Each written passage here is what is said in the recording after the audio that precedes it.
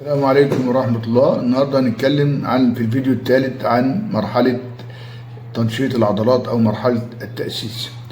نبدأ الآن المرحلة الأولى من البرنامج العلاجي وهي مرحلة التأسيس. والمرحلة رغم أنها تبدو بسيطة من الخارج إلا أنها أهم مرحلة في مراحل برنامج علاج آلام الركبة في 7 أيام، ودي أكتر حاجة لها تأثير في النتائج النهائية. عشان كده لازم قبل ما نبدأ لازم نفهم مباشرة، نبدأ نشرح مباشرة إن العضلات الضعيفة الخاملة لا تستطيع الاستجابة بشكل صحيح للتمارين.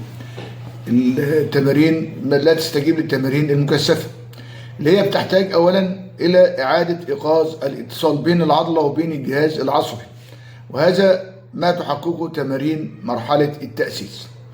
التمرين الأول شد عضلة الفخذ الأمامية أو بنسميها كوادريسبس 6. ليه التمرين ده مهم جدا في البداية؟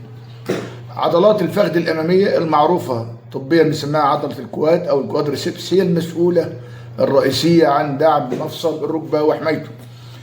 عندما تضعف هذه العضلة يزداد الضغط على المفصل بشكل مباشر. تمرين الشد الثابت هو الطريقة المثلى لبدء إعادة تفعيل هذه العضلة. ليه؟ لأنه يقوي العضلة دون أي حركة من غير تحريك في المفصل، مما يجعله آمنا تماما حتى في الحالات الأكثر ألما. يعيد الاتصال العصبي العضلي الذي يعد خطوة أساسية لا غنى عنها في بداية العلاج. ثالث حاجة ينشط الدورة الدموية في المنطقة مما يساعد على تقليل الالتهاب.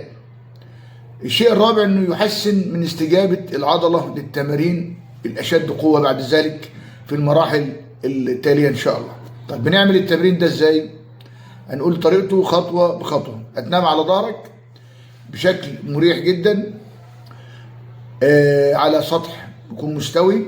نمد رجلينا بشكل مستقيم ونضع منشفة صغيرة أو فوطة صغيرة ملفوفة تحت الركبة. بشد عضلة الفخذ، شد عضلة الفخذ بقوة حتى تشعر إن العضلة مشدودة وضيقة.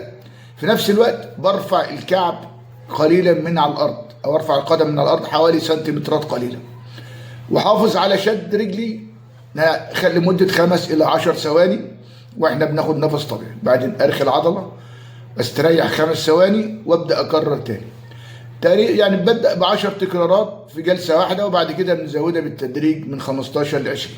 ده التمرين الأول. التمرين الثاني بنسميه رفع الساق المستقيمة أو ستريت ليج ريز اكسرسايز. التمرين ده يعني بنكمل على التمرين اللي عملناه في التمرين الأول، وبنضيف هنا عنصر التحكم الحركي الذي يعد أساسا لكل تمارين القدم. طريقة التمارين الصحيحة إن احنا بنستلقي على الظهر، بنتني احدى الركبتين بحيث يكون القدم على الارض والأخرى تكون مستقيمة.